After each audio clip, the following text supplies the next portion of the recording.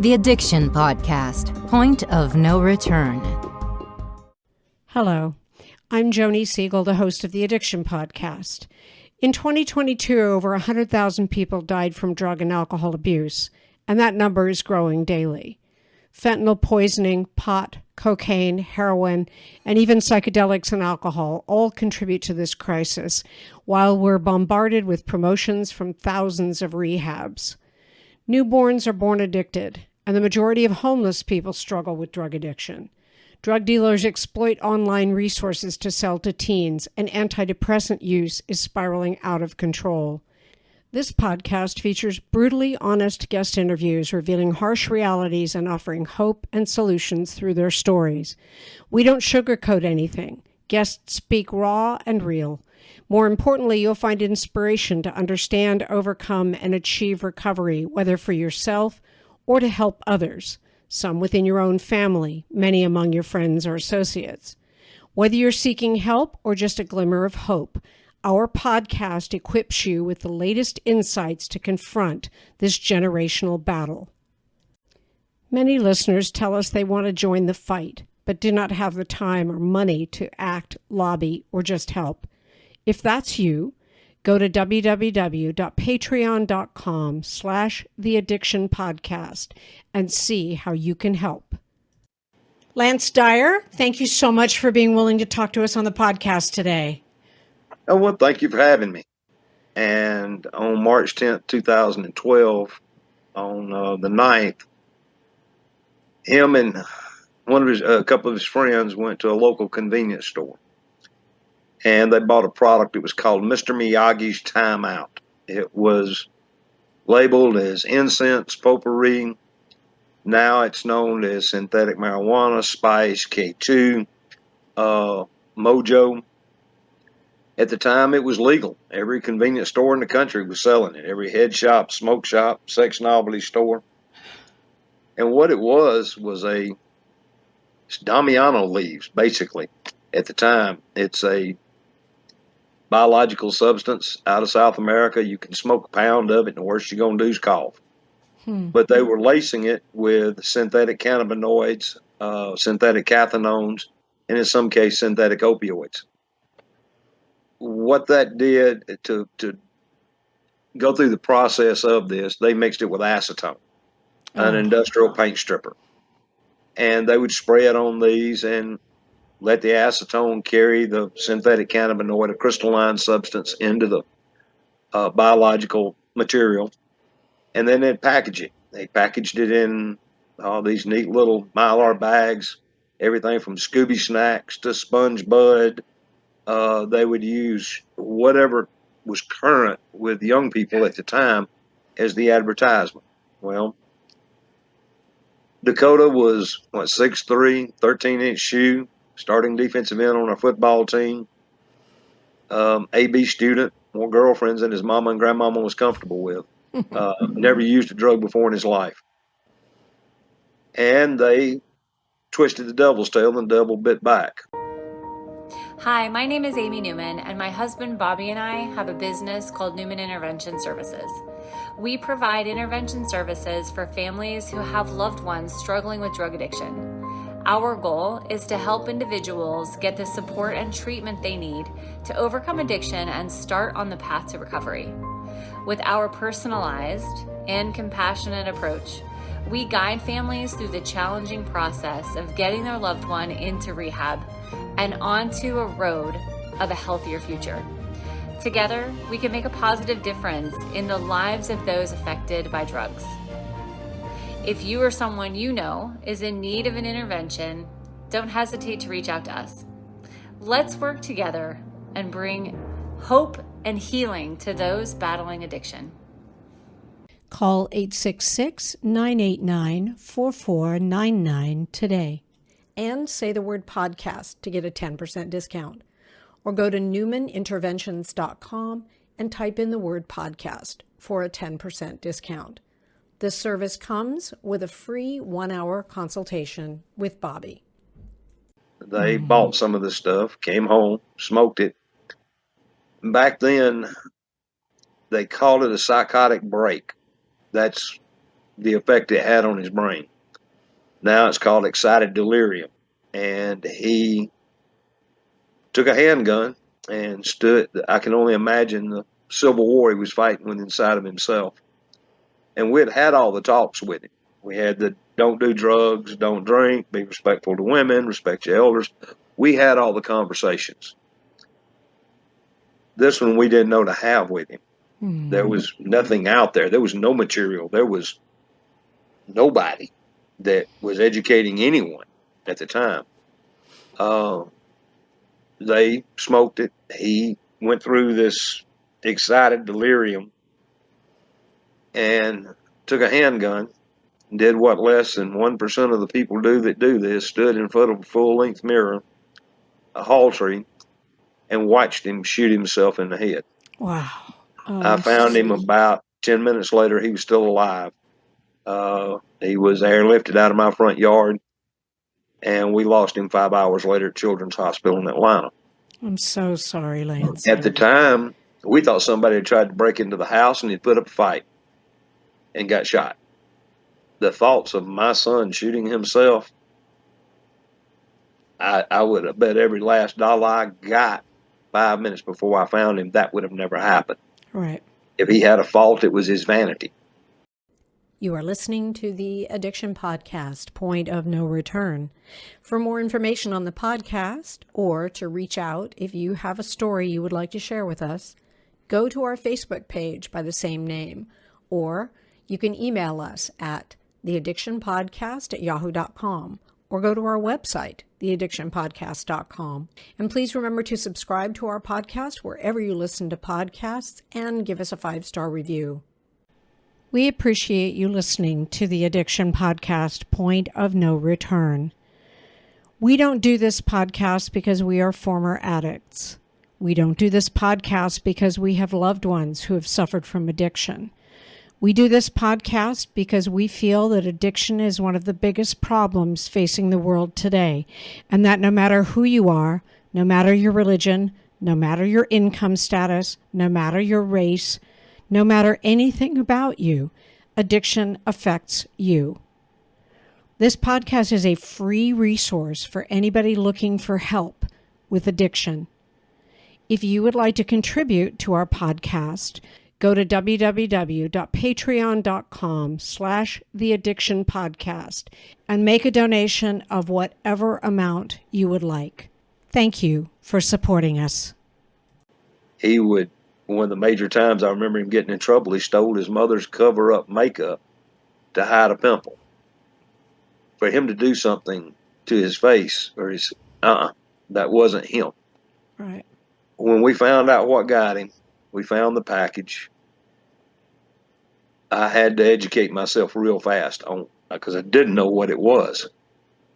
And once I figured out what it was, I had a conversation with the store owner. He told me where he bought it from in bulk. I spent 3-4 weekends going through their dumpsters, collecting everything I could collect on it. Emails, packages, probably left a treasure trove of information in those dumpsters because I didn't really know what I was doing. Right. But I carried it all to hide at DEA in Atlanta. And a few months later, Operation Logjam went down. 140-something arrests. I think it was, at the time, $38 million in cash and asset seizures times 3 in drugs. Wow.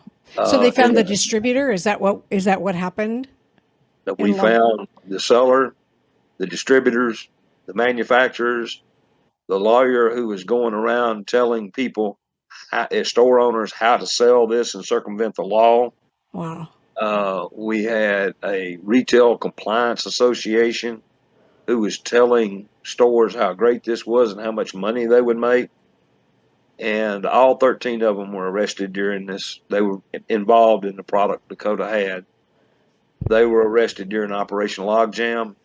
One of them was an attorney. 2 of them were attorneys. One of them committed suicide the second day of his trial. The rest of them were all convicted in federal court in Lafayette, Louisiana.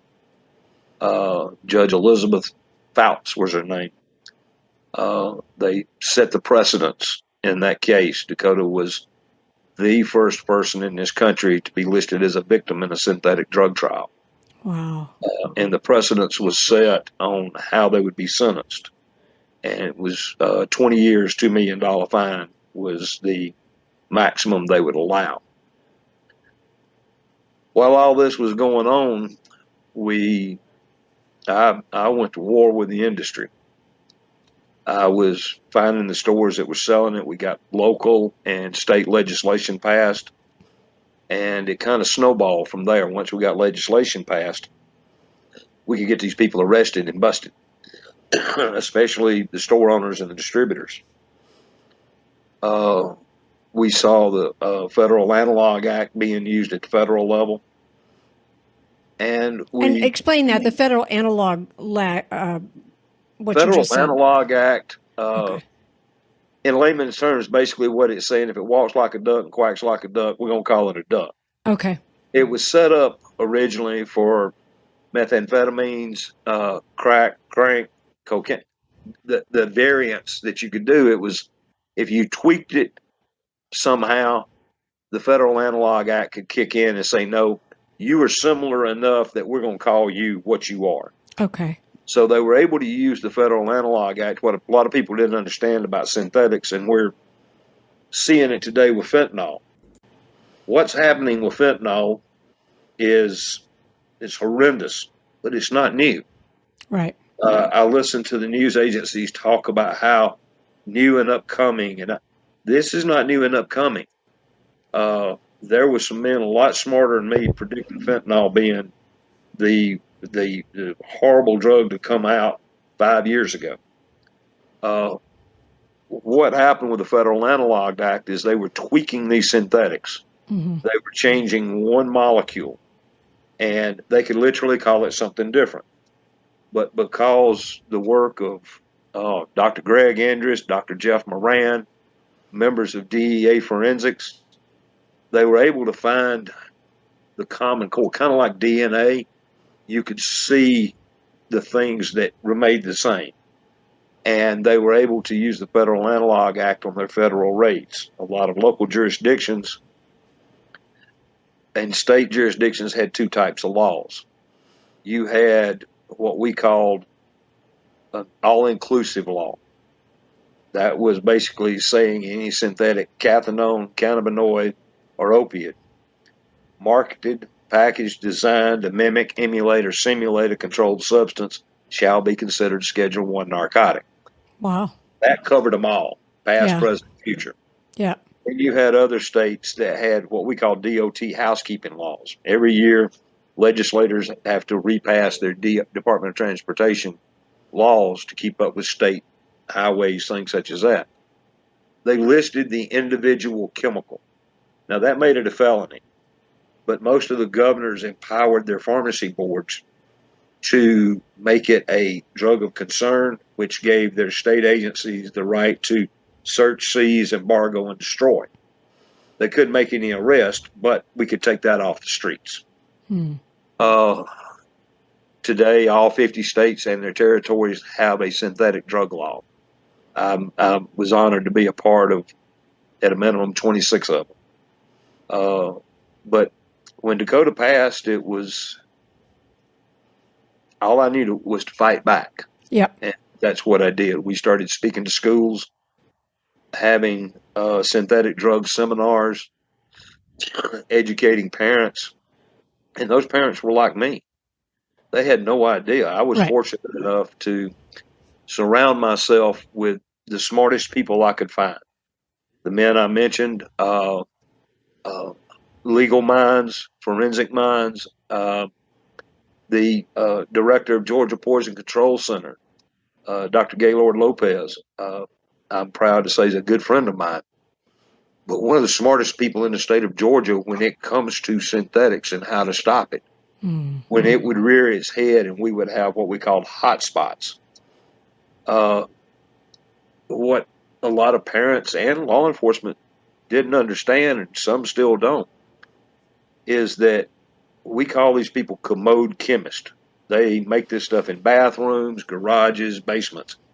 And when they spray it on there, there's no rhyme or reason to their recipe. They put too much of the chemical in one spot of the biological substance, and it makes it a whole lot more concentrated, say, than 5 inches away from it.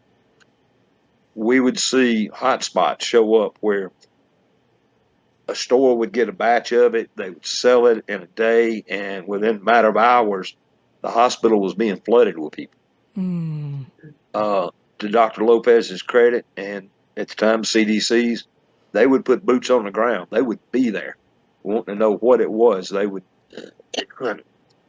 had teams that could reverse engineer it and tell their law enforcement agencies or the feds what they were dealing with. They were able to shut some of these businesses down relatively fast. Wow.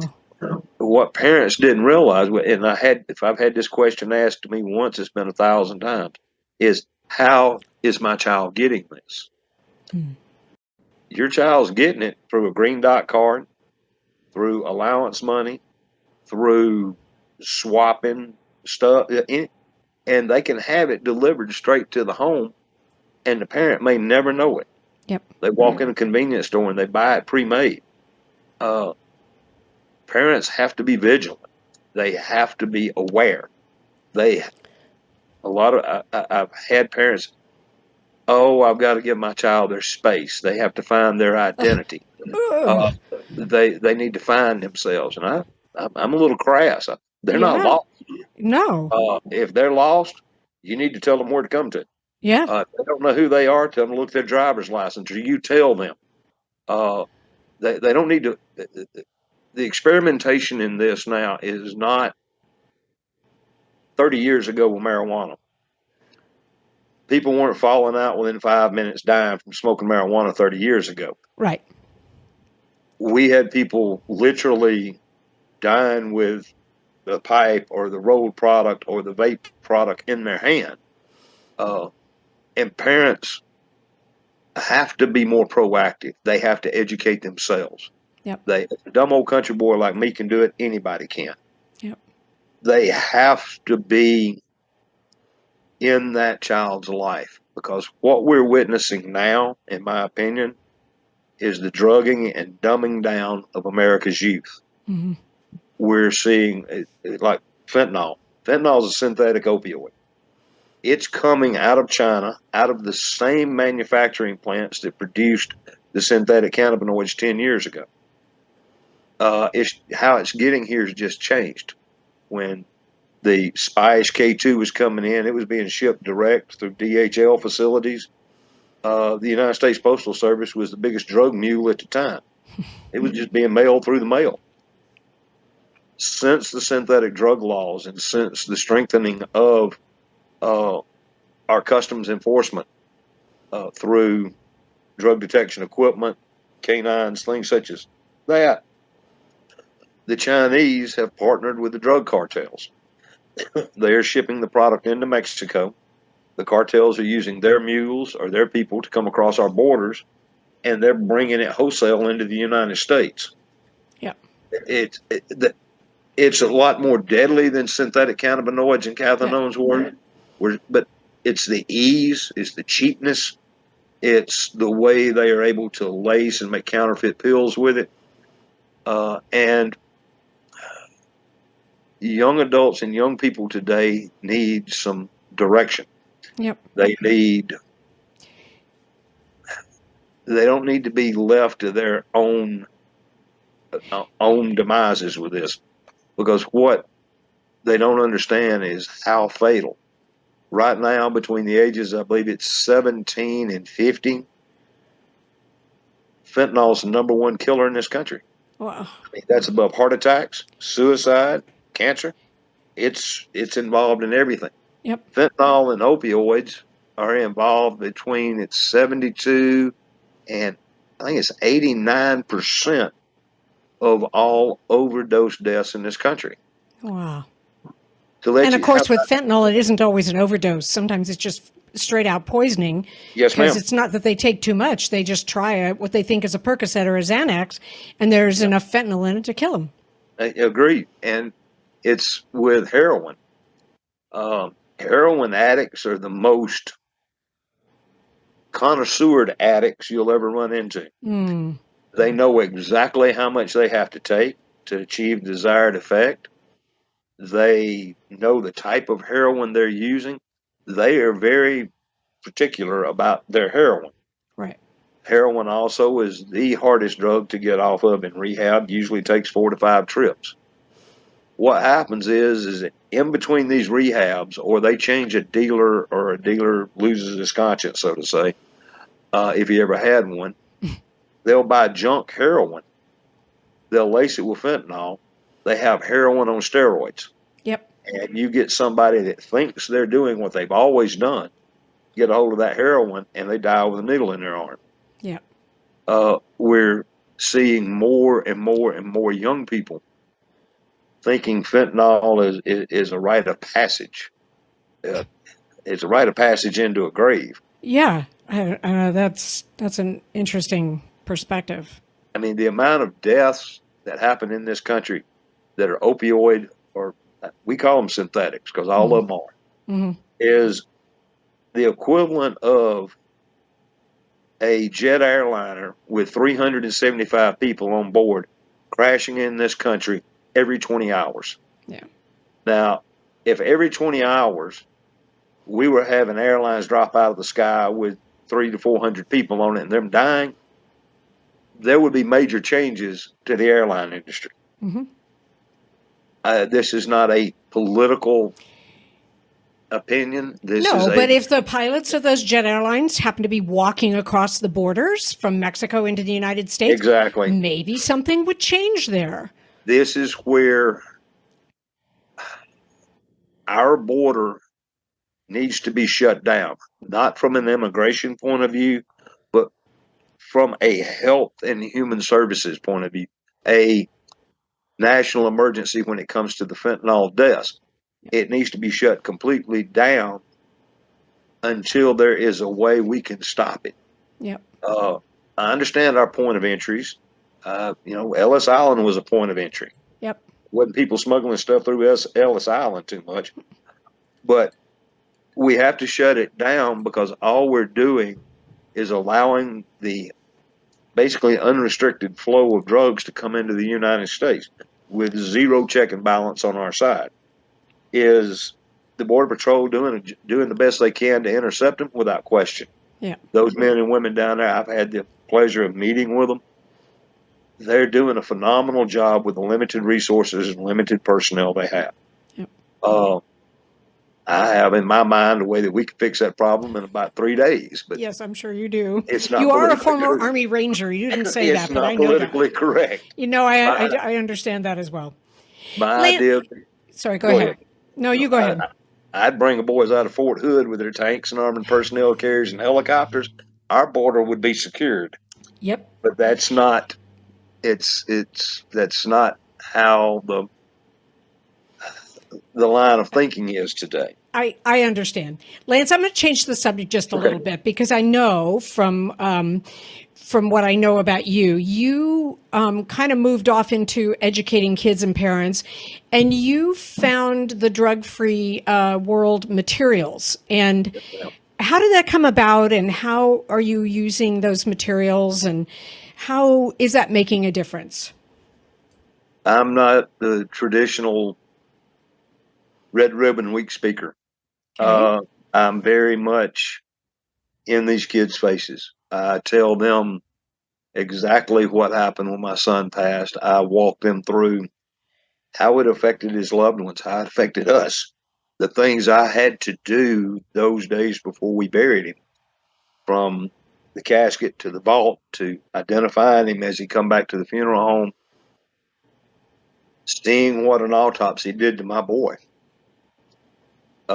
Knowing that his eyes and some of his organs were helping keep other young people alive, allowed one to see. All that's great, that's a good thing for them. But as a father, it's not things you like to dwell on. No. But as I was being asked to come speak to schools, I realized I didn't have anything to give them except my story. So I had partnered with DEA, SAMFAS, Homeland, Health and Human Services, and I was getting all the material that they had in bulk to be able to give to these kids.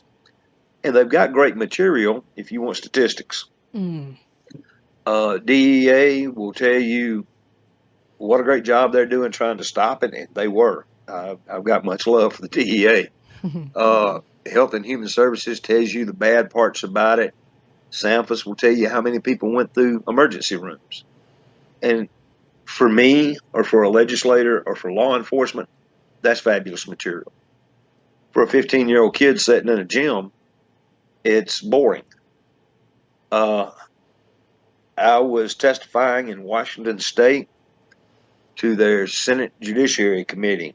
And when it was done, I was in a senator's office with some senators. We were discussing the law. And I had to leave to go get on a plane, come back home. As I was walking down the hall, there was a side table in the hallway. And there was one Truth About Drugs pamphlet laying there. And I was like, I ain't seen that one yet. Let me check this out. Picked it up, kind of looked at it, stuck it in my jacket pocket, and left. I read it on the plane ride home. By the time I got back to Bremen, Georgia, I wanted to know where this came from. Whose was it? So I made a few phone calls. I wound up getting it. At the beginning, it was all 14 of the pamphlets. And I vetted them. I had people that I knew look at them. DEA, I had some forensics people, and they said, Lance, there's no fault in them. I said, okay. And somehow or another, I wound up in contact with a lady by the name of Maria Roosevelt out of Vermont. To this day, I don't know how that happened. But she started making sure I got plenty of this material in. And what I noticed was in the box sets. There's a box set. I wish I had one. I should. 14 pamphlets. Everything from alcohol to the heavy-hitting drugs of the times. The kids were sticking them in their pockets. They were sticking them in their book bags. The way I gauge the success of the material with the DEA stuff and SAMFAS and Homelands, CDCs, half of it would be left in the bleachers. I'd pick it up and reuse it again. I've never had to pick up a box set or Truth About Drugs pamphlet anywhere. Wow. Every now and then, I've already got one, but here, and they'll give it back to me. We've been very successful with that material. I was fortunate enough to be able to partner with the Foundation for a Drug-Free World. They've never said no. They keep up with the stats, and other people do. I don't. But we put a bunch of those out. Yeah. I mean, bunches. Do you know how many? Do they tell you how many? Yeah, we're way up in the high 100,000s.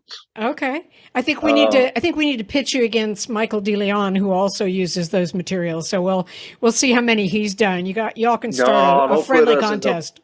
Michael has got I admire him. He's got him a niche that he just come off out of Canada with thousands of kids up there. Yep. And I don't know how much material he gave out. I'm sure it was a bunch. Yep. But Michael's doing good work. He really is. He's got a niche with these kids that he's being successful.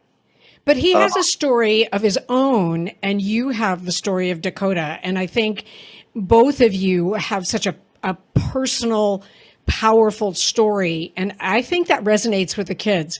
And hopefully it resonates with parents as well.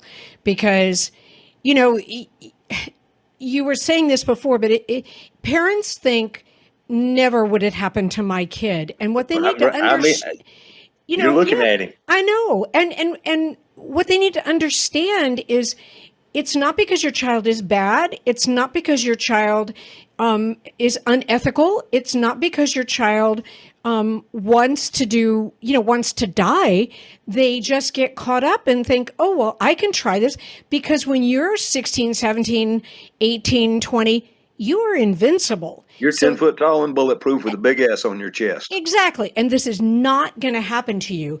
And you parents think my kid is an A student.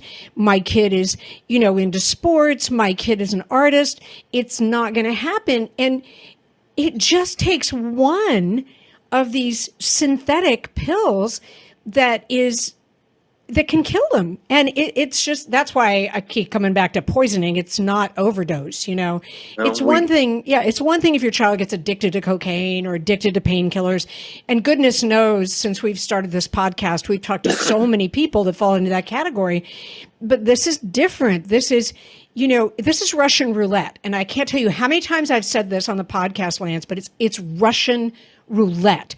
Are you going to take a gun? Are you going to put one bullet in there, spin it, and see if you can kill yourself? I say the same thing to the kids I speak to. It's not a question of will these drugs get you? It's a question of when. That's right. You may get away with it 1, 2, 3, 5, or 10 times, but eventually you're going to pay the piper. Yep. Whether it's your health, whether it's your mental stability, whether it is law enforcement, eventually it's going to get you. Yep. And hopefully when it does, it's not fatally. Yep. We call the people that manufacture and sell this stuff merchants of death and narco terrorists. Yep. That's what they are. Yep. We've been saying for 11 years that it's not a high. It's a poison. Like you were saying. That's right. These are poisons. They're doing what they're designed to do. I never thought in a million years drug dealers would not care about their customers. And that sounds kind of strange. No, but I get it. If you think about in the heyday of the cocaine cowboys, cocaine dealers were very particular about the cocaine they sold. They wanted the customers to come back. They wanted to have the best. They wanted to make their money. The drug dealers that we have today, they don't care about the customer base. They don't care if they live or die. They know they've got it's generational. It's coming up more and more. And these drugs, they do not know age, sex, race, religion. All they know is money. Yep. If you've got the money, they'll sell it. Yep. And they don't care what it does to them. And if you look at so many things over the past 10 years that's transpired, one of the things that sticks out with me that I've been a part of and seen is officer-related shootings. People will really hammer at some officers about, oh, you shouldn't have shot them. They didn't have a weapon, or what they don't look at is they don't wait until the forensics and the toxicology comes back. In so many of these cases, these officers were dealing with someone who was going through that excited delirium or a psychotic break, and they've used everything on their belt. They've used a tactical baton. They've used pepper spray. They've used a stun gun. And they've retreated back as far as they can go, and they have no choice except to shoot them. Right. I've seen officers tase men. There's one in particular, was in a Burger King. He was tased 16 times, and he never went down. Wow. He didn't fall down. Wow. I've seen them try to bite officers, one out of Texas, man run off a front porch, strung out on this, and snatched a poodle away from an elderly couple, walking their dog down the sidewalk, run back up on his porch, and sat there and proceeded to eat that dog alive. Yeah. We've had so many cases. Young man out of West Virginia, he's still in a permanent care facility today in a medically induced coma, because when they wake him up and they try to bring him out of it, he thinks he's on fire.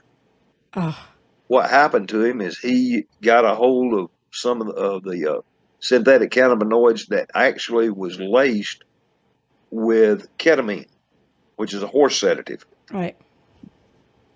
Whatever it did to that boy's brain was permanent, and it was severe. He ran out of the house, jumped in a river behind the house that had ice floating down in it, stood there, Law enforcement, rescue people get there, get out in John boats, try to get him. And he's begging them to get in the water with him because he thinks the world is on fire. They finally sedate him enough. They get him back, get him to the hospital. They have to amputate his feet, his fingers, and other unmentionables. And every time they tried to bring him out of medically induced coma, he would have a cardiac event because he thought the room and the doctors were on fire. Wow. That's what there's another girl out of Texas. I know her mother, know her. She was a senior. I don't know if she was salvatorian or valedictorian. Tried this stuff, and her mother had to teach her how to feed herself again, had to teach her how to walk again, how to teach her how to use a spoon.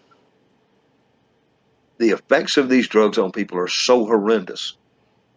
And where they're coming from, those people are intent on the destruction of generations of our young people. Well, I applaud you for everything you're doing. I am sorry that it took Dakota's death to get you involved in this, but I know that you are saving lives. And hopefully with this podcast, which is one of our more hard-hitting podcasts with everything you're telling us, people will take note and parents will listen and parents will sit their children down and say, you need to learn this. And you didn't mention it, but I'm going to say it, drugfreeworld.org. All of these materials that Lance has been using, they are completely free. You just need to reach out and get them and teach your children. And the other thing that I know, because I'm very familiar with these materials, is that there are very hard-hitting public service announcements and a documentary that will turn your hair white, because these are people who've lived it and done it and experienced it and sold drugs, and they don't candy coat where they're at today and what they went through. And that is something that, whether you be a parent, a school teacher, business, it doesn't matter. If you're watching this podcast, get the things you want to ask for. Is ask for a brochure set, ask for a box set, and ask for a DVD. The person you're going to talk to, if you call or out there, is going to be Miss Olga. She'll get it to you. Sit down and read it. Have a frank and honest discussion with your children. And parents, be parents. Don't be their friend. They don't need a friend. They've got friends at school. Be the parent. Put your foot down. Don't be in this to win a popularity. I'm going to be the cool mom, or I'm going to be the cool dad. No, because I was that parent you were talking about. Never, not my son. No way. I was that parent until it happened. Right. And I run into them to this day. I still run into parents like that. And I'll tell them, tell you something. It can happen to my boy. It can happen to anybody. And the thing about the Foundation for a Drug-Free World and the material that they have out, it's non-judgmental, it's non-governmental, it's non-religious, it's free. That's the reason it is so attractive to the schools and colleges we've been able to put it into, is that it's not costing the taxpayers one dime when we put this material into schools. There are online courses through Drug-Free World that classes can take. There are teachers' kits that have a teacher's workbook to tell her how to go through them. It has the box sets. It has the DVDs. It has everything self-contained that a teacher would need to teach drug education and drug awareness to a classroom. These boxes, there are private companies out there that sell these things anywhere between $1,700 and $2,500 a box. Drug-Free World does it for free. And they don't ask for anything in return except what are the results? How is this impacting your student body, or how is this impacting your family? That's how I got into it. I got lucky and found it, and have been using it ever since. I wouldn't use anything else. It's it's the DVD is the people in it that's talking about their situations in life. They are these young adults' peers. Yep. And parents, your children are the single most precious natural resource this country has. Yep. It is our job to protect it. It's our job to educate them. If we don't, we're doomed to have history repeat itself over and over and over again. When we're losing as many children as we're losing today, to death, to the mental, the brain damage that's done, we're losing a wealth of success in generations of young people. Yep.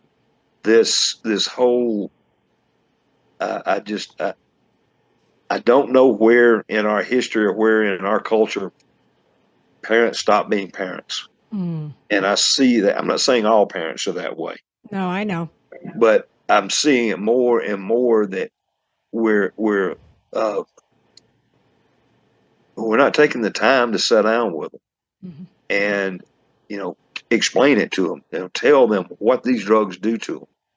Not, don't do drugs because I say so. No, that's not cutting it anymore. We have to give them reasons. And if we don't stop it, there are parents out there who are doing it today. They'll do it tomorrow, and they will do it next week. They will make the same phone calls I made. They will walk into a funeral home and have a funeral home director explain to them how long a vault will keep the moisture out of their child's casket. They will have to walk in there and have a blanket pulled back, and you see the incisions. You see what they did to your child. Those are mental pictures that you will carry with you till the day you die. Yeah. And it can be prevented. Mm-hmm. All we have to do is say no more. With us, I mean, we got a little crazy at times. We would go out and we'd be at 7 o'clock on a Friday morning in front of a convenience store selling it, protesting. Yep. They couldn't sell a set of eggs, much less gas. We call these people out, and it's not just synthetics. I'm really fixing to make some people upset. But kratom is out there. People say, oh, kratom is from the coffee family. It's a leaf on a tree. That's true. But when it is made into an extract or a concentrate, and it's advertised and billed 500 times stronger than that actual leaf, go to Starbucks and drink 500 cups of coffee. I guarantee that's the last caffeine craving you'll ever have. Yep. That's the same way with kratom. And Lance, I'll just say that when we did a podcast and we had a few negative things to say about kratom, we got a lot of attacks. We've gotten a lot of attacks when we talk about marijuana and the really bad idea to legalize it in this country. And frankly, I don't care any more than you care. You've lived it, and we don't care. We want the people that launch them attacks is either Botanical Legal Defense Fund or the American Kratom Association. Yep. And I've stopped their butts cold in several states that have made it illegal. They don't like me, and I don't like them. Well, and it's also people who are addicted. They're addicted to kratom, and they think, you can't get addicted to kratom, or they're addicted to marijuana.